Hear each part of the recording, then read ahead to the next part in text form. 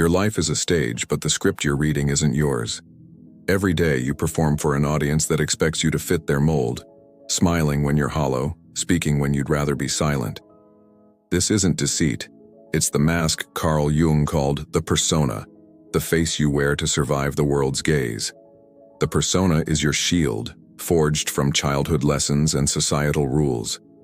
It lets you navigate relationships, jobs, even fleeting encounters with strangers. But when you wear it too long, you forget who's beneath it and a quiet ache begins to grow. That ache is the first whisper of your true self, stirring in the depths. Jung believed the self isn't the roles you play or the titles you hold. It's the whole of you, hidden behind the mask. To hear it, you must first see the persona for what it is. A tool, not your essence. The persona isn't your enemy. It's a gatekeeper. It demands you recognize its limits before you can step beyond. How often do you say yes when your soul screams no, just to keep the mask intact? This recognition isn't easy.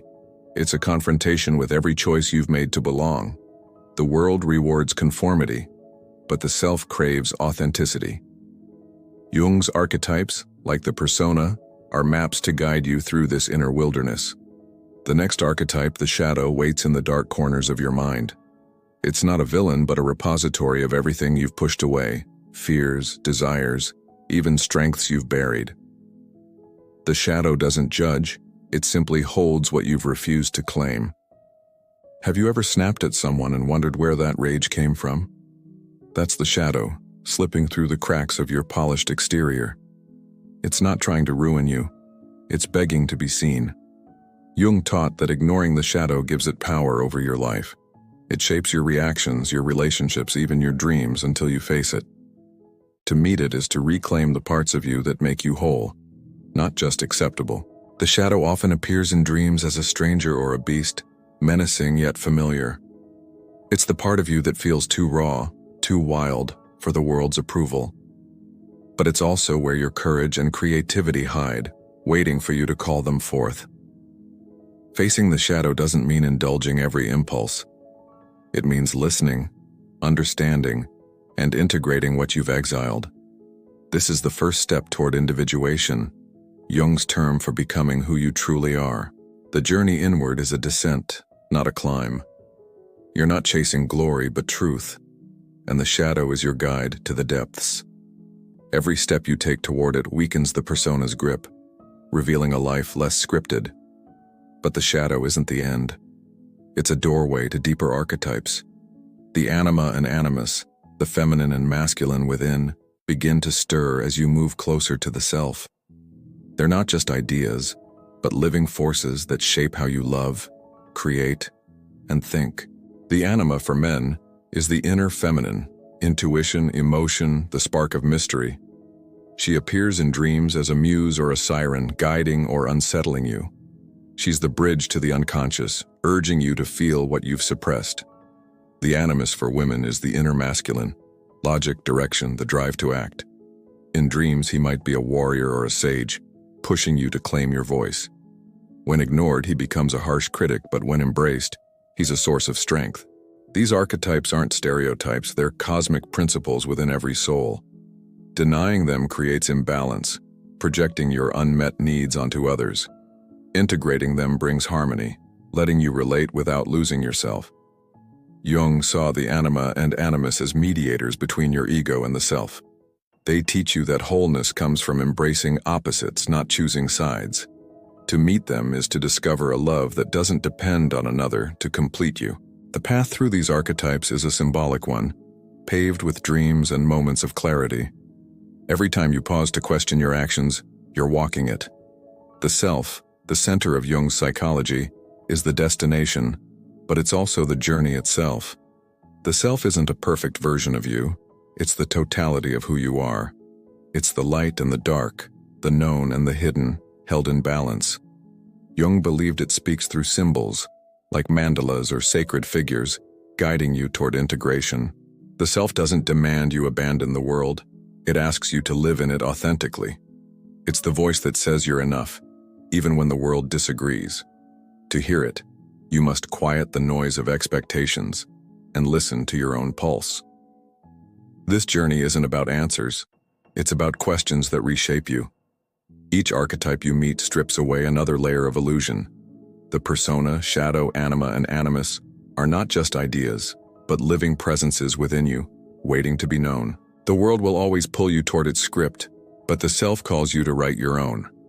Every choice to listen, to face the uncomfortable, is a step toward freedom. Jung's archetypes are not rules but invitations to see yourself clearly. The hero archetype, which we'll explore next, is the spark that drives you forward. It's not about slaying dragons but facing the chaos within. It's the courage to keep going when the path feels impossible. The hero doesn't seek applause. It seeks transformation. In myths, heroes descend into darkness and return changed. Your journey is no different. The trials you face are the raw material of your becoming. Jung believed the hero is born when you answer the call to individuation. It's the part of you that refuses to settle for a half-lived life. Every crisis, every doubt, is an invitation to embody this archetype.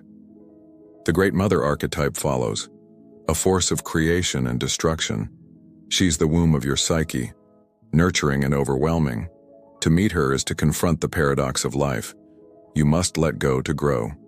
The Divine Child, the archetype of renewal, emerges from this encounter. It's the spark of possibility, the promise of a new beginning. It's not childish but sacred, a reminder that you can always start again. The Self, the final archetype, is the circle that holds all these forces together. It's not a goal you reach but a presence you uncover. It's the silent wisdom that says you've been whole all along. This journey is yours, but it's also universal, etched in the myths and dreams of humanity. Jung's archetypes are not just his, they're yours, alive in every choice you make. What will you do with the map they offer? You're not here by accident, something in you is ready to wake up. The archetypes are speaking through your restlessness, your dreams, your quiet moments of truth. Which one is calling you loudest right now? The world feels heavy when you realize the mask you wear isn't enough. You've seen the persona's limits, faced the shadow's truths, and felt the anima or animus stir within. Now, a new force rises, the hero, not a savior in shining armor, but the part of you that dares to descend into the unknown. Carl Jung saw the hero as the archetype of transformation, the spark that refuses to let you stagnate. This is where your journey deepens, where the stakes feel real. The hero isn't born from comfort, but from necessity. Something in you, maybe a crisis, a loss, or a quiet unrest, demands you move beyond the familiar. Jung believed this call is universal, woven into every myth where a figure faces impossible odds. It's not about glory, it's about confronting what scares you most. Your hero archetype is the voice that says, keep going, even when it hurts. In myths, heroes face dragons or cross desolate wastelands. Your dragons are your fears, your doubts, your unhealed wounds. The wasteland is the emptiness you feel when the persona crumbles and the shadow looms large. Jung taught that these trials are symbolic, not literal. They're the psyche's way of testing your resolve. Every time you choose honesty over avoidance, you're living the hero's path. The descent isn't punishment, it's preparation for rebirth. The hero's journey is never solitary, though it feels that way. Dreams, intuitions, even chance encounters become guides, echoing the anima or animus you've begun to know. Jung saw these as the psyche's way of offering support, like a wise elder in a story. But the hero must still walk the path, facing chaos no one else can face for you. Your courage lies in moving forward despite the uncertainty. This descent strips away illusions, leaving you raw but alive. The hero doesn't conquer the darkness. They learn to coexist with it, integrating the shadow's lessons. Jung called this individuation, the process of becoming whole, not perfect. Every trial you face, every fear you name brings you closer to the self. The hero's true victory is clarity, not invincibility. The hero's path is cyclical, not linear. You'll face new dragons, new wastelands as you grow. Jung believed each cycle refines your consciousness, making you more attuned to the self. The anima and animus evolve too, becoming less projections and more inner allies. This is why myths repeat. Because the psyche never stops calling you deeper. What makes the hero archetype so powerful is its refusal to let you settle. It's the restlessness that keeps you up at night, questioning your choices. It's the strength that pulls you through betrayal or failure. Jung saw the hero as the ego's bridge to the self, carrying you toward wholeness. Every step you take is a defiance of stagnation. The hero's trials often feel like punishment, but they're invitations. The chaos you face, whether a broken relationship or a crisis of purpose, is the psyche's way of demanding growth. Jung taught that suffering, when faced consciously, becomes a teacher. The hero doesn't avoid pain. They transform it into meaning. This is the alchemy of the soul, turning wounds into wisdom. In dreams, the hero might appear as a warrior or a wanderer, facing impossible odds. These images aren't random. They're your psyche's way of showing you your own strength. Jung believed dreams are the language of the unconscious, speaking in symbols. The hero's presence in your dreams is a reminder that you're capable of more than you think. Even when you feel weakest, the hero is there, urging you on. The hero's journey isn't about reaching a finish line. It's about embracing the process. Jung saw it as a lifelong dance between the ego and the self, each step bringing you closer to balance.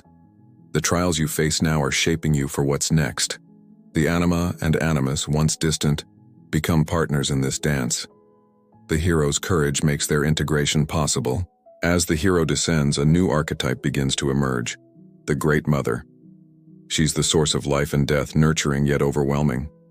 Jung saw her as the psyche's womb, the origin of all creation. Meeting her means facing the paradox of existence. To live, you must surrender. The hero's courage prepares you for this encounter, but it's the Great Mother who will transform you. The Great Mother appears in dreams as the earth, the ocean, or a vast ancient figure. She's both comforting and terrifying, offering love, but demanding sacrifice. Jung believed she represents the unconscious itself, vast and untamed. To meet her is to return to your roots, not to regress but to heal. The hero's journey leads you to her, but only she can show you what lies beyond. In myths, the Great Mother is the goddess who gives and takes away. She's Isis, Kali, or Gaia, embodying creation and destruction. Jung saw her as the archetype of life's cycles: birth, death, rebirth. Your encounter with her is a reckoning with your own impermanence. The hero's strength helps you face this truth, but the Great Mother teaches you to embrace it. The Great Mother's ambivalence is her power. She can nurture or devour. Jung warned that clinging to her comfort traps you in stagnation, while fearing her darkness keeps you from growth. The hero's task is to meet her without being consumed. This balance is the key to moving forward, toward the divine child. The Great Mother's embrace is both an end and a beginning. The divine child, the next archetype, is the spark of renewal. It's not a literal child, but the promise of what's possible after the hero's trials and the Great Mother's lessons. Jung saw it as the self in its earliest form, fragile yet radiant. In dreams, it might be a glowing infant or a wise youth carrying hope. The hero's journey and the Great Mother's wisdom make its emergence possible. The divine child doesn't erase your pain. It transforms it into possibility. Jung believed it symbolizes the psyche's ability to start anew, even after devastation. Its presence is a reminder that you're never truly broken. The hero's courage and the Great Mother's nurturing create the space for this archetype to shine. Every ending you face carries the seed of a new beginning. The divine child is vulnerable, requiring your care and attention. Jung warned that ignoring it leads to cynicism, while idolizing it creates naivety. The hero's discipline and the Great Mother's grounding help you honor it without losing balance. This archetype is your psyche's way of saying there's still more to become. It's the light that guides you toward the self. The self, the ultimate archetype, begins to take shape as these forces align. It's not a distant goal but a living presence, organizing your psyche from within. Jung saw it as the union of all opposites: light and shadow, masculine and feminine, hero and child. The Great Mother and divine child prepare you to feel its presence. The hero's journey is what makes you ready to listen. The self speaks through symbols, mandalas, sacred figures, moments of quiet clarity. Jung believed it's the psyche's center, guiding you toward wholeness without fanfare. It doesn't demand perfection, only authenticity. The hero's trials, the great mother's lessons, and the divine child's hope all point to this truth. You've always been whole. You're just learning to see it. The journey through these archetypes isn't a straight path. It's a spiral, each cycle deepening your understanding. Jung's psychology is a map, not a rule book, showing you where to look within. The hero, great mother, and divine child are alive in your choices, your dreams, your moments of courage. They're not abstract. They're you, waiting to be recognized. What part of this journey feels most alive in you right now? You've walked through shadows, faced the hero's trials, and felt the great mother's embrace. Now the divine child's light flickers, pointing to something vast within you, the self. Carl Jung called the self the archetype of wholeness, not a prize to win, but a presence to uncover. It's the silent center of your psyche, holding every contradiction in balance. This is the alchemy of becoming who you are, where every wound and triumph transforms into meaning. The self isn't the ego's loud demands or the persona's polished mask. It's the quiet wisdom that surfaces when you stop running from yourself. Jung saw it as the union of opposites, light and shadow, reason and instinct, hero and child. It speaks through symbols like a mandala or a fleeting sense of peace guiding you toward integration. To meet it, you must let go of who you think you should be. The self doesn't appear all at once. It reveals itself in glimpses, through dreams or moments of clarity. Jung believed it's always been there, orchestrating your journey from the start. The persona, shadow, anima, hero, and great mother were all preparing you for this encounter. Each archetype stripped away a layer of illusion, leaving you raw but ready. The divine child's hope made you trust the process. This encounter isn't a finish line, it's a deepening. The self asks you to live authentically, not perfectly, embracing your flaws as part of your wholeness. Jung taught that individuation, the path to the self, is a lifelong spiral. Every choice to face your truth, whether in a quiet moment or a crisis, brings you closer. The hero's courage and the great mother's wisdom are still with you, grounding this transformation. The self manifests in symbols because it transcends words. In dreams, it might be a wise elder, a sacred animal, or a glowing center, radiating quiet power. Jung saw these as the psyche's way of showing you your own depth. They don't explain themselves. They transform you, leaving you more connected to your core. The divine child's presence lingers, reminding you to stay open to possibility. Integrating the self means accepting your contradictions without shame. You're both strong and fragile, rational and wild, hero and shadow. Jung believed this acceptance is what heals, not by erasing pain but by giving it purpose. The great mother taught you to surrender. The hero showed you how to fight. Now, the self asks you to harmonize them. This is the alchemy of the psyche, turning chaos into meaning. The world will always tempt you back to the persona's safety, but the self calls you to something truer. It's the voice that says you don't need to prove yourself, only be yourself. Jung warned that ignoring this call leads to a hollow life, orbiting a false identity. The hero's trials and the divine child's hope keep you from settling for that. Every step toward the self is a rebellion against emptiness. The self doesn't isolate you, it connects you to others more deeply. Jung saw it as the bridge between the individual and the collective unconscious, the shared myths of humanity. When you live from the self, your relationships become less about projection and more about presence. The Anima and Animus, once turbulent, now guide you to love without possession. This is the gift of wholeness. You meet the world as you are,